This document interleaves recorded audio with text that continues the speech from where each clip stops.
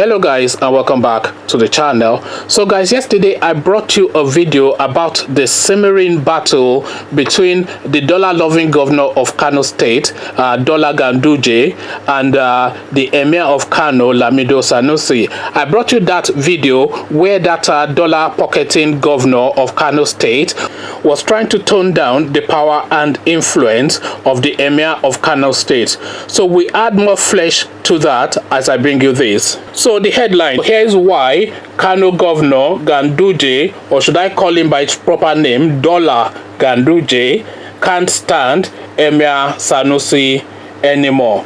This piece explains why Governor Ganduje of Kano State has been cutting down the powers of Emir Sanusi. Governor Abdullahi Umar Ganduje of Kano State and the Emir of Kano State, Sanusi Lamido Sanusi, SLS, have fallen apart. Ganduje and Sanusi have endured a frosty relationship for quite some time now. Here we examine exactly what is going on in Kano State at the moment and how Ganduje has whittled down the powers of the emirate because of his beef with Sanusi. So in the beginning was politics. Emir Sanusi openly backed Abba Kabir Yusuf of the People's Democratic Party ahead of the March 9 governorship election in Kano State.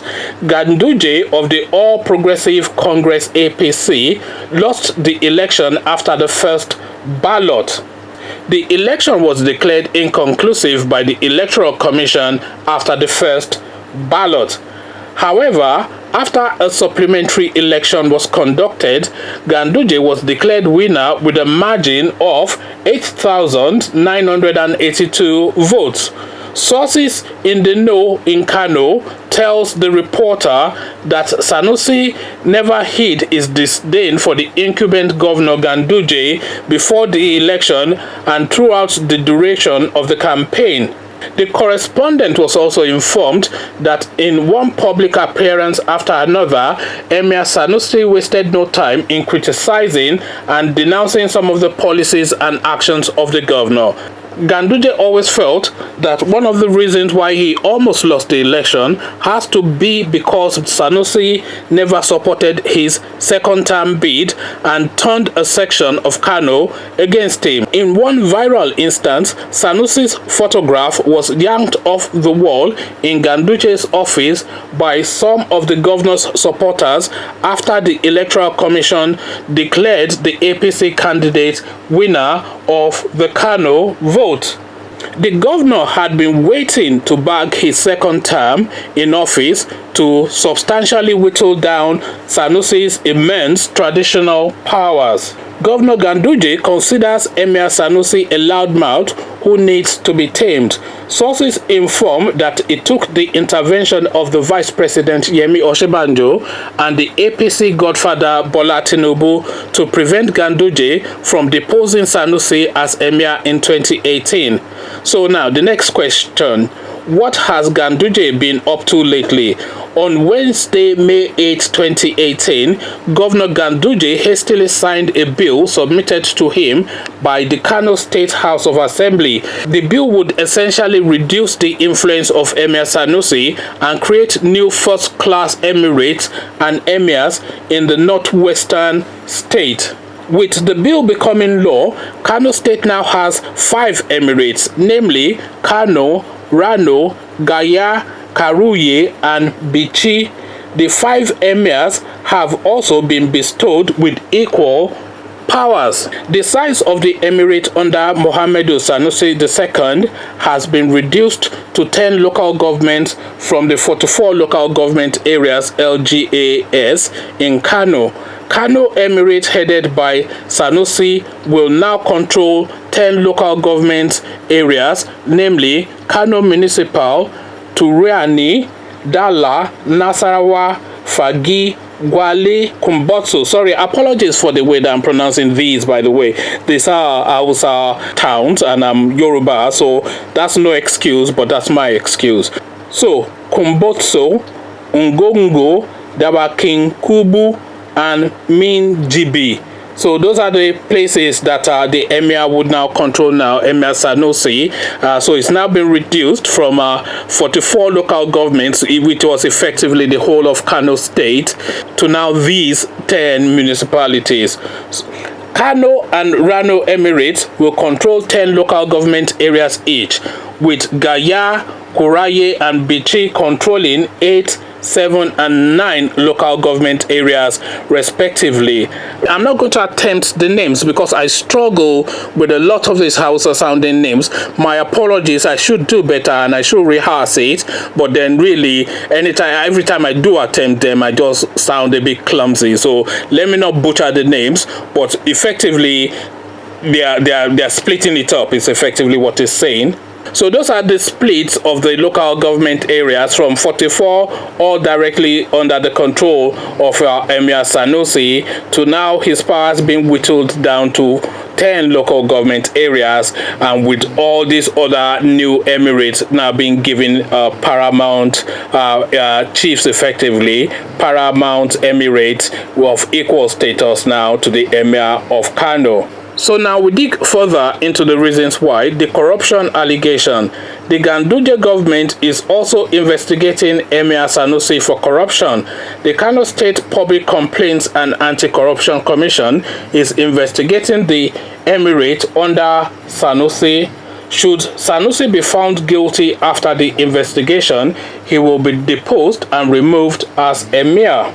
So then we have it, the audacity of this dollar pocketing governor now investigating Sanusi for corruption. Although Sanusi is one of the most corrupt people on the Nigerian firmament, but I don't really think the person that should be investigating him really should be this dollar pocketing governor, who was seen because he's so unsophisticated and so low of intelligence that he couldn't even have like a proxy to help him collect the bribes. He was actually collecting the dollar himself and pocketing him, and it was silly enough to be videos doing it, and he is the one now investigating people for corruption. Anyway, we carry on. The commission is alleging that the Kano Emirate Council misappropriated the sum of 6 billion on Sanusi's watch without the approval of the state government. The probe was halted in 2017 and it has now been revived. So, what Ganduje's new law says. Some part of the new law balkanizing the Kano State Emirate reads as follows.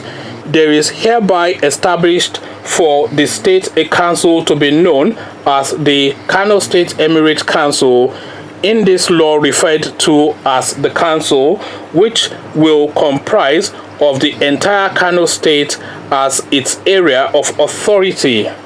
The council shall be a body corporate with perpetual succession and a common seal, and may sue and be sued in its corporate name. Nothing in this section shall preclude an emir from any of the emirates from the contest of the emir of Kano, so long as he is an heir to the throne. Ganduje says he signed the bill because it is what the people want. This is the popular wish of our people, the people of Kano State. This will also go a long way in hastening growth and development for the state. The efforts didn't get through many years ago, but now we are happy to see that the idea would come into fruition, Ganduje said. Rifts between political leaders and traditional kings are commonplace in Nigeria.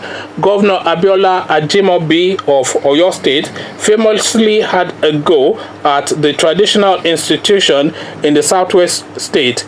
Interestingly, Ganduje and Ajimobi are in-laws. Traditional chiefs have been deposed by governments throughout Nigeria's history. Sanusi and the Kano Emirate are yet to react to the latest changes from Kano Government House. Mohammed Sanusi II is the 14th Emir of Kano. He was crowned Emir on June 8, 2014 after the death of his grand uncle Ado Bayero Outspoken and articulate, Sanusi became emir soon after he was suspended by then President Goodluck Jonathan as governor of Central Bank of Nigeria on allegations bordering on mismanagement of finances. So there you have it, ladies and gentlemen. That's more details on the news that broke yesterday of Dollar Ganduje, the dollar pocketing governor of Kano State, now going after Emir Sanusi. I do not particularly care for Emir Sanusi, but I care even less for this dollar pocketing Ganduje. They are both corrupt men, they are both anti-people, but really, if you had to pick a choice between Sanusi and Ganduje, you probably want to pick Sanusi because there's a brain there which you can work with, you know, because if somebody has some intelligence, there's hope then that they can still take to some reason. But this Ganduje guy is just, man, just forget him, man. The people of Kano State they are just left to their faith with that one who we saw pocketing dollars with a sheepish look on his face, and then they reinstalled him as the Kano governor. So what incentive does he then have? What lesson has he then learned? What punishment is there? What stops him then to collect even more dollars and pocket even more? Because he was videoed pocketing dollars, and the punishment for pocketing dollars is to be rewarded with the second term as the governor of Kano State. And this really is why Sanusi turned against him, because Sanusi thought that this guy is too crude, too crass, too lacking in intelligence, too unsophisticated, too not literate of the mind. That's not to say that he's not educated, but you have to be literate of the mind. He doesn't have anything to offer Kano State, because anybody, it's not even the corruption, but the manner of the corruption that you're collecting dollars and pocketing it. All of the governors are corrupt, but the governors know to send you to a third party, who will then send you to a fourth party, who will then take you to outside of the Nigeria, maybe to Ghana or something, and go and collect the money there. But this clownish guy is collecting dollar and pocketing it. So Sanusi then had a look at that and thought that no, this guy is just too low of weight to be in charge of a state as important as Kano State. So this really is why Emir Sanusi turned against him, not because he's corrupt, but because he's lacking in intelligence. This really is the reason. At least that's my reading of it. So this clownish guy now, Ganduje, as if to affirm that reasoning that he's lacking of wit, is now going after Sanusi. Who is going to win in a battle between Sanusi and Ganduje, I wonder? Sanusi is just going to swipe him off like you swipe off a fly that is just going to flick him off, isn't it, really? But then we wait with bated breath. Going on in Kano State, two corrupt men, one intelligent, one stupid. How does it play out? Conversations in the comments section. But before you come join me to have that conversation, click on the red subscribe button so it goes gray. Click on the bell button, that way you are notified every time I drop a new video. Then come have this conversation with me in the comment section. So I'll leave you here, meet you in the comment section, but here I say peace.